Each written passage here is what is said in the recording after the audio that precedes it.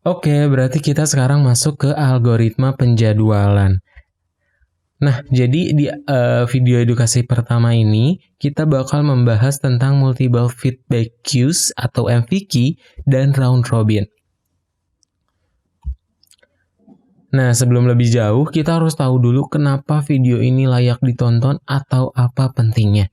Nah, jadi video ini diciptakan untuk mata kuliah sistem operasi dengan kode RL207 di program studi Rekayasa Perangkat Lunak Universitas Pendidikan Indonesia.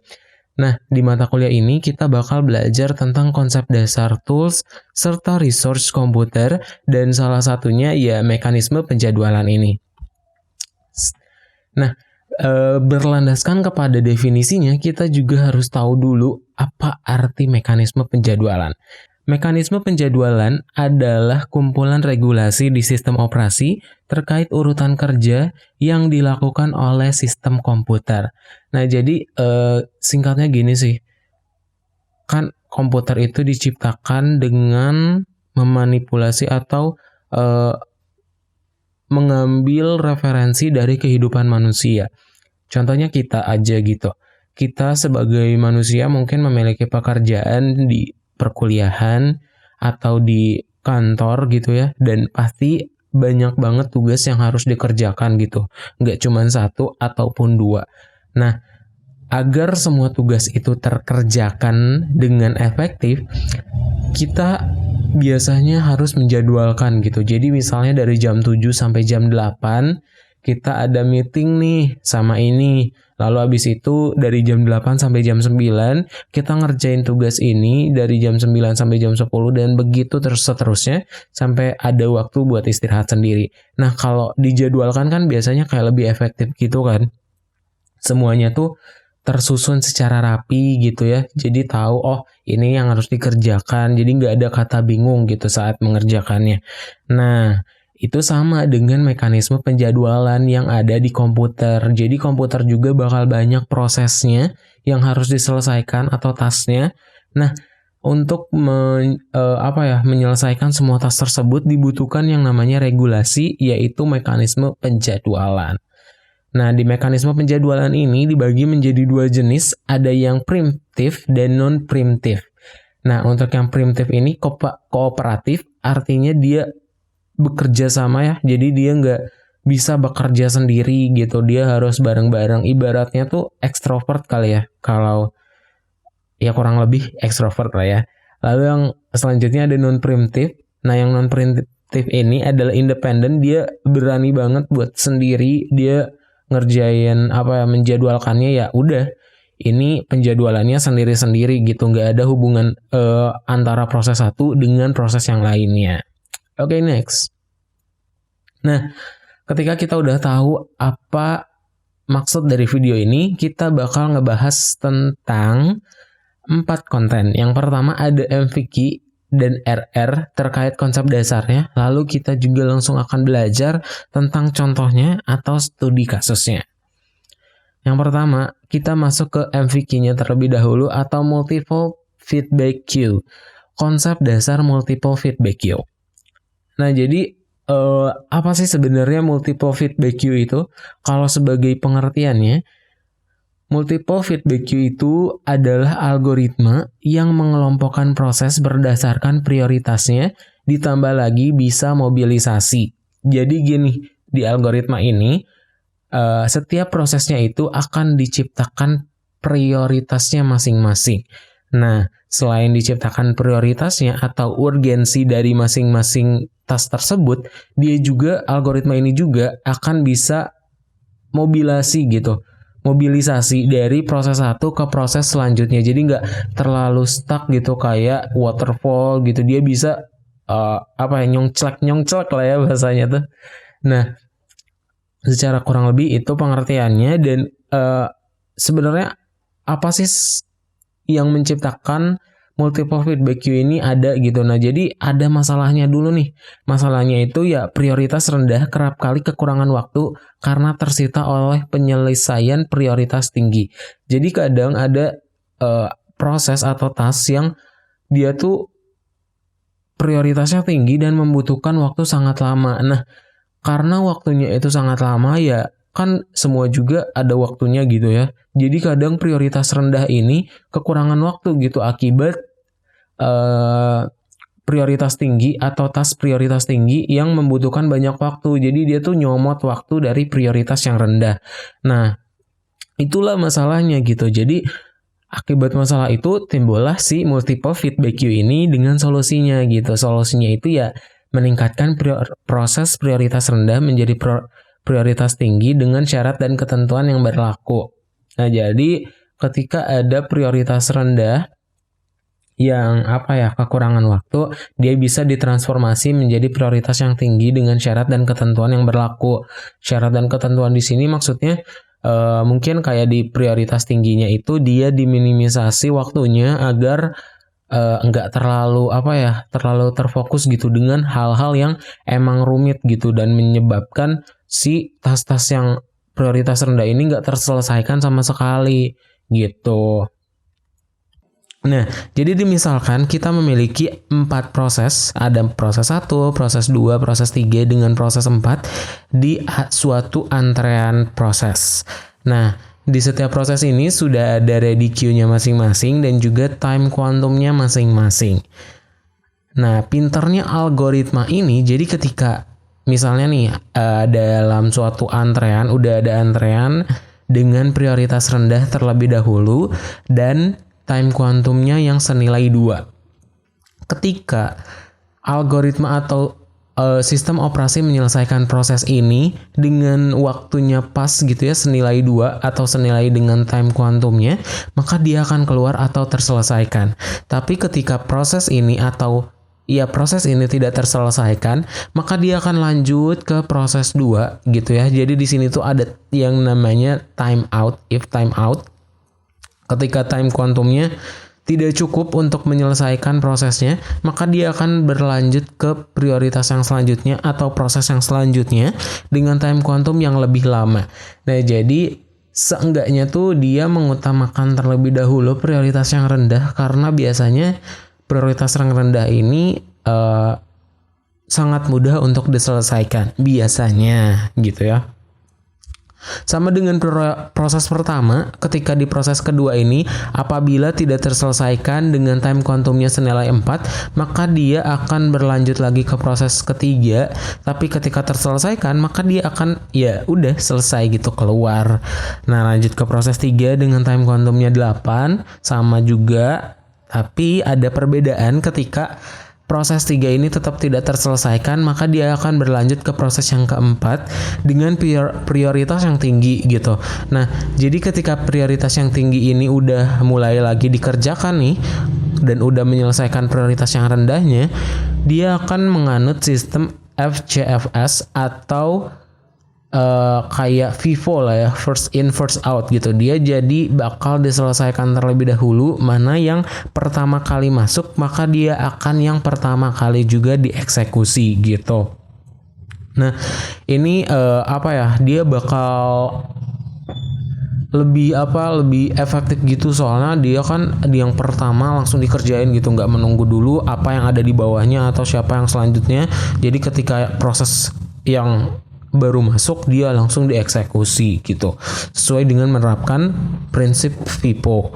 Nah, ini dia algoritma yang lumayan kompleks ya. Jadi tapi sebenarnya dia akibat kompleksnya itu ya dia yang paling banyak digunakan gitu ya. Kalau ngelihat di situs-situs katanya algoritma ini yang paling banyak digunakan oleh bermacam-macam sistem operasi di komputer. Next. Nah, kita langsung masuk ke contoh MFQ-nya gitu ya. Jadi implementasi dari algoritma penjadwalan multiple feedback queue.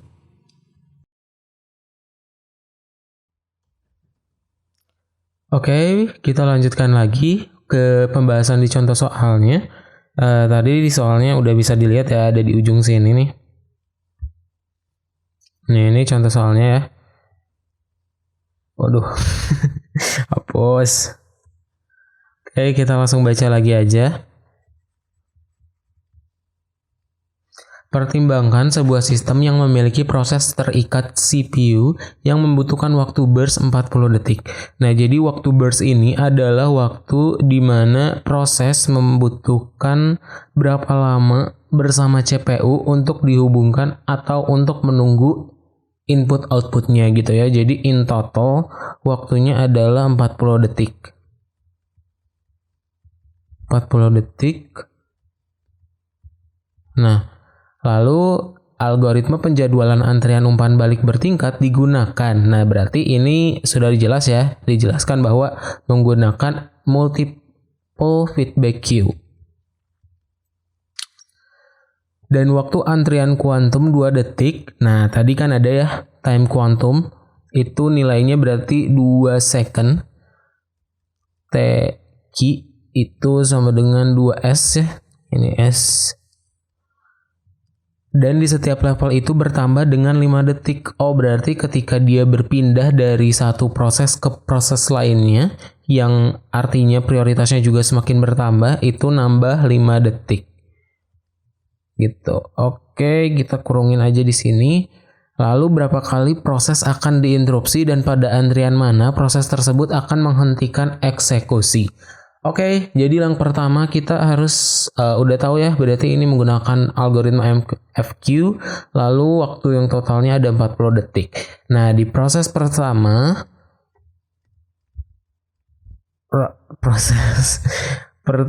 atau P1 itu sama dengan waktu yang pertamanya tadi adalah 2 detik gitu ya. Nah, berarti di proses pertama itu ada waktunya itu 2 detik.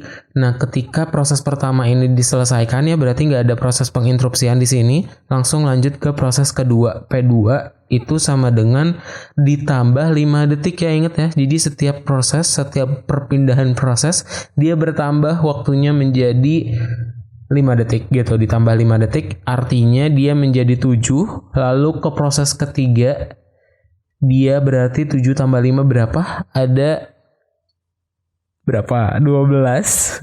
Lalu dari proses ketiga dia berpindah lagi ke proses keempat, dia bertambah lagi 5 detik jadi 17 detik. Oke, kita ikut lagi hitung-hitung dulu ya.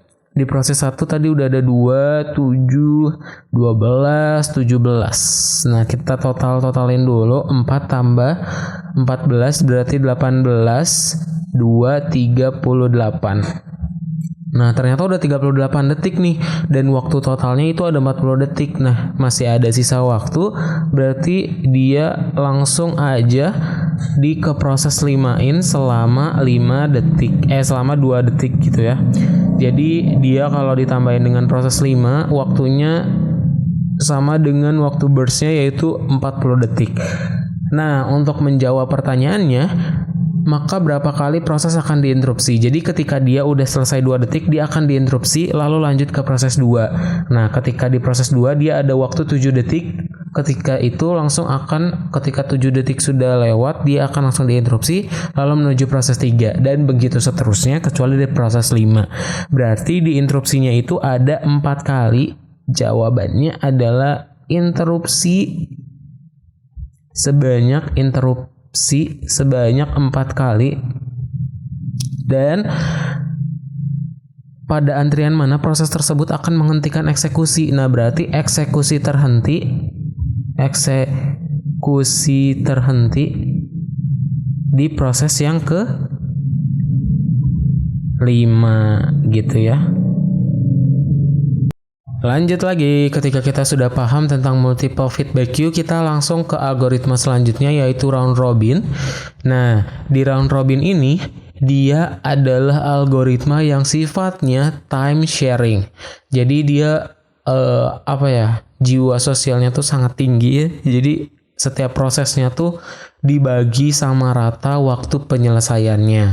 Nah, kenapa sih si round robin ini muncul? Nah, dia karena ada masalah kebanyakan penjadwalan yang ada terlalu rumit untuk dikembangkan dan bahkan tidak adil. Seperti tadi ya udah dijelasin bahwa multiple feedback queue itu sebenarnya kalau diimplementasi akan kompleks banget, tapi ya hasilnya pun memuaskan gitu.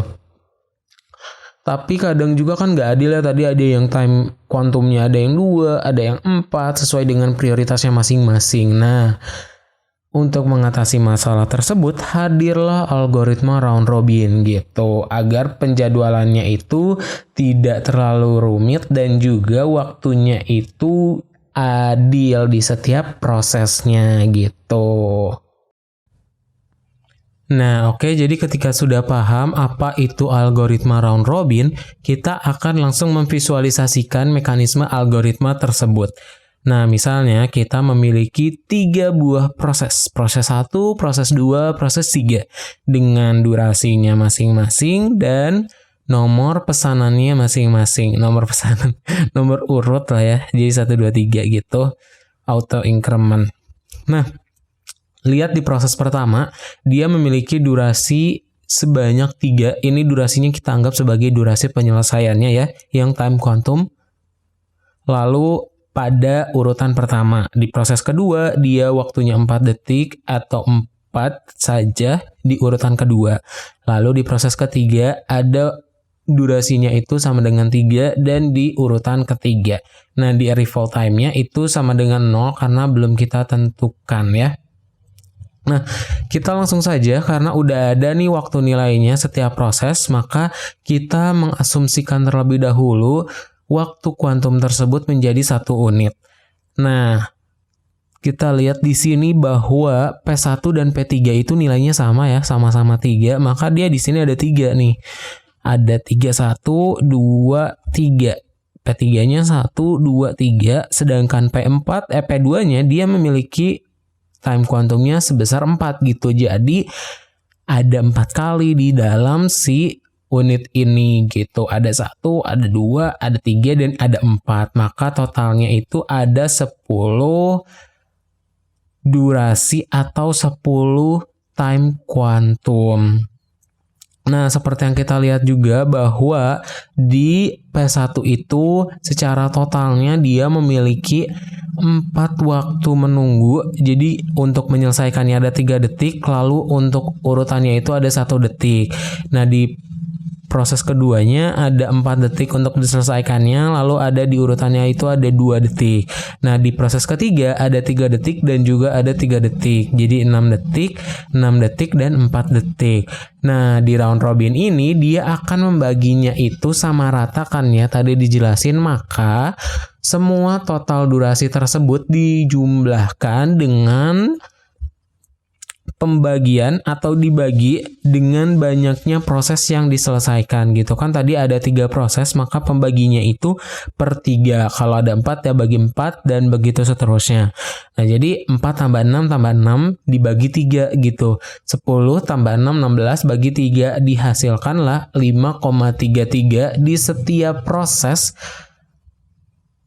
dengan waktu kuantumnya senilai 5,33 gitu.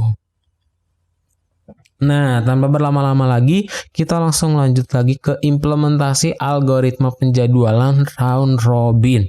Oke, nah kita langsung bahas aja ya. Berarti ada sebuah tabel nih, tabel sebuah proses.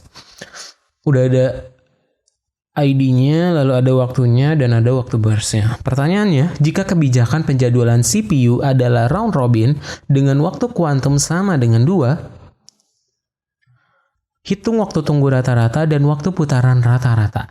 Nah, untuk waktu kuantum sama dengan 2, artinya setiap proses dibagi sama rata waktu penyelesaiannya atau waktu eksekusinya sebanyak 2 second. Kita inisialisasi dulu masing-masing waktu, satuannya adalah second ya atau detik. Nah, langkah pertamanya kita membutuhkan yang namanya sebuah chart, yaitu Gantt. Nah, jadi Gantt chart ini digunakan untuk menjadwalkan sesuatu gitu. Misalnya nih ada banyak banget proses yang atau proyek yang harus dikerjakan. Nah, dengan Gantt chart itu dijadwalkan ya kurang lebih samalah seperti algoritma penjadwalan gitu. Oke, berarti untuk melaksanakannya agar lebih paham lagi apa itu Gantt chart-nya, Jadi kalau Gantt chart di sini kita gunainnya buat menentukan waktu eksekusinya gitu. Jadi Gantt chart digunakan untuk contoh soal ini sebagai penentu waktu eksekusi suatu proses. Nah, yang pertama, ingat ya, algoritma. Yang namanya algoritma berarti menyelesaikan suatu masalah secara runut. Oke, kita mulai langsung dari P1. Nah, di P1 ini ternyata dia membutuhkan waktu selama 2 detik. Enggak sih, sebenarnya dia butuh waktu 4 detik kan ya. Nah, 0 sampai 2 ini dapat dari mana? Dia mendapatkannya dari waktu yang kuantum atau waktu kuantum. Ingat, jadi waktu kuantum itu adalah lamanya suatu proses dieksekusi gitu. Jadi harus rata kan, ingat ya, round robin itu time sharing. Jadi dia membagi waktunya sama rata di setiap prosesnya. Nah, ketika di detik 0 sampai detik 2, ternyata ada proses lain juga yang tereksekusi. Ada proses apa aja? Ada proses 2 dan juga ada proses 3. Di mana proses 2 itu datangnya di detik pertama dan di detik kedua ada proses ketiga. Berarti kita langsung tulis aja di sini ada proses 2 yang ikut terpanggil. Nah, selama 2 detik ya, karena dia membutuhkan waktu 5 detik dan dia membutuhkan waktu 2 detik gitu. Berarti di sini tetap sama 4. Tetap perpindahan atau lama eksekusinya 2 detik. Nah, lanjut ke proses yang ketiga. Di proses yang ketiga ini dia juga sama waktu kuantumnya adalah 2, berarti di sini 6. Nah, karena di proses yang ketiga ini 4 sampai 6 udah tereksekusi, maka kita langsung coret aja. Ini tandanya proses ketiga udah tereksekusi oleh sistem operasi. Oke, lanjut. Nah, karena di proses yang pertama ini dia masih membutuhkan waktu 2 detik lagi untuk tereksekusi secara optimal, maka dia di sini ditulis kembali agar dijadwalkan kembali bahwa P1 masih harus diselesaikan nih sampai detik ke-8. Nah, di detik ke-6 sampai 8 ini dia nggak angka sebenarnya gitu. Jadi kan tadi di detik 0 sampai detik ke-2 itu ada proses lain yang ikut terjadwalkan.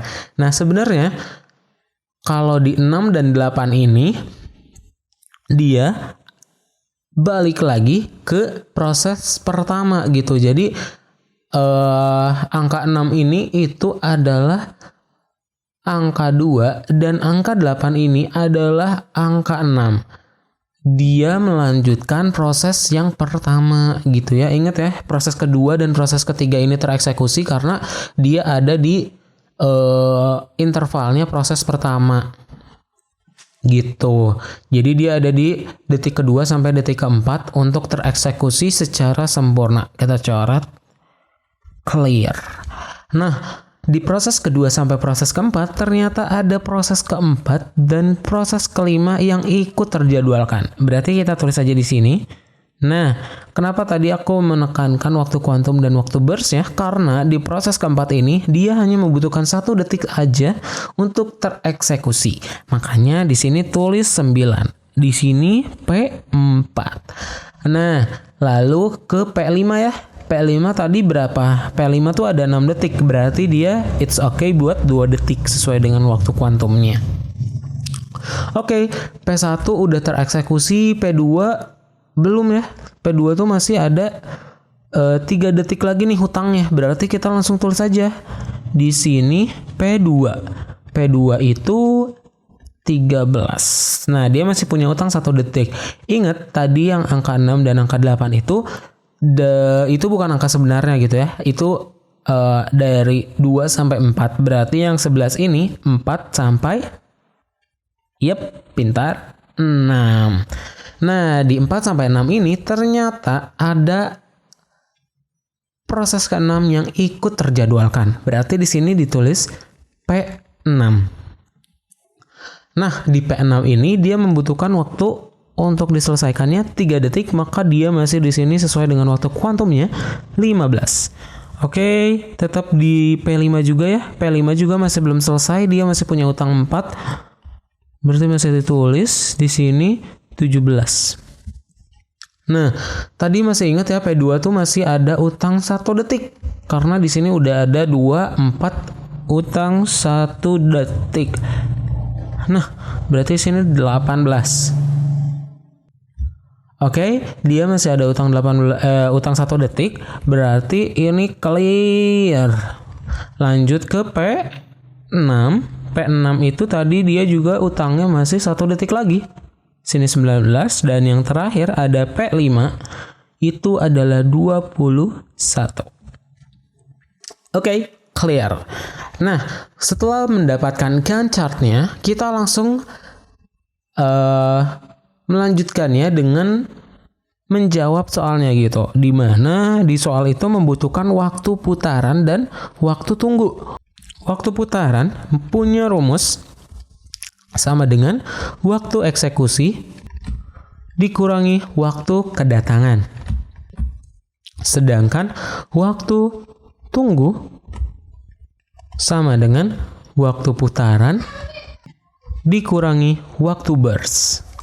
Nah, ingat ya, ini dia di setiap prosesnya. Berarti kita langsung gambar aja atau kita perlengkapi tabel yang udah ada. Duar.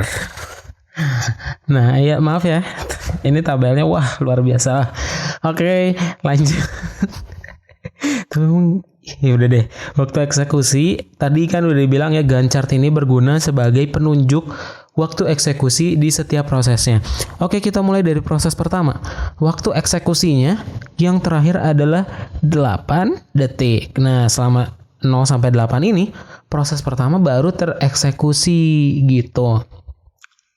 Lalu proses kedua, ini tereksekusi maksudnya tereksekusi secara masif ya. Langsung ke proses kedua, itu ada di mana proses kedua? Ada di detik ke-18. Selanjutnya proses ketiga ada di detik ke-6. Proses keempat ada di detik ke-9. Proses kelima ada di detik 21 dan proses ke-6 ada di detik 19 detik. Oke, nah ketika udah dapat waktu eksekusinya, maka kita mencari waktu putarannya di setiap proses dengan cara mengurangi waktu eksekusinya dengan waktu kedatangannya. 8 kurangi 0, 8, 18 kurangi 1, 17, 6 kurangi 2, 4, 9 kurangi 3, 6, 21 kurangi 4, 17, 19 kurangi 6 berarti 13. Nah, langsung ke waktu tunggunya, di mana waktu putarannya dikurangi waktu burstnya. 8 kurangi 4, 4, 17 kurangi 5, 12, 4 kurangi 2, 2, 6 kurangi 1, 5, 17 kurangi 6, 11, 13 kurangi 3, 10. Oke, nah kita langsung jumlahkan aja. Berarti kita nyari apa ya? Nggak langsung dijumlahkan. Oke, berarti langkah selanjutnya kita langsung nyari rata-ratanya dari waktu putaran dan dari waktu tunggunya. Ini rata-rata waktu putaran, berarti sum waktu putaran dibagi N ya. N-nya berapa? Prosesnya ada berapa? Ada 6 ya. Berarti di sini oke, jumlahnya di sini ada 65 dibagi 6, maka hasilnya sama dengan 10,84. Nah, untuk X bar dari waktu tunggunya, dia di sini berarti sum of waktu tunggu dibagi N atau dibagi 6. Nah, waktu tunggunya itu sama dengan 44 dibagi 6 sama dengan 7,33. Ini satuannya S, ini satuannya S. Oke, sudah beres juga. Dan berarti ini ya jawabannya ada 10,84 dan 7,33. Oke, selesai. Kita lanjutkan ke bagian yang terakhir yaitu summary. Nah, setelah udah lama panjang lebar ya, jangan pusing dulu ya. Emang algoritma tuh wow, luar biasa. Jadi kita bisa menarik kesimpulan nih bahwa algoritma IPS, algoritma multiple feedback queue, adalah algoritma yang memodifikasi prioritas ditambah dengan adanya mobilisasi. Sedangkan untuk algoritma round robin, dia adalah algoritma yang pembagian waktu sepadan dan yang sederhana. Oke deh. Nah, itu dia video edukasi yang mungkin panjang Meskipun hanya 2 algoritma, tapi sangat bermanfaat. Aku yakin itu adalah hal yang bermanfaat dan semoga bermanfaat juga. Aku Daud Fernando dengan NIM 1904470 dari program studi Rekayasa Perangkat Lunak kelas 4B mengucapkan terima kasih, dan kalau ada pertanyaan langsung aja di kolom chat. Terima kasih juga buat Slides Go dan Flight Icon dan juga Free Pick dan juga Stories. Goodbye.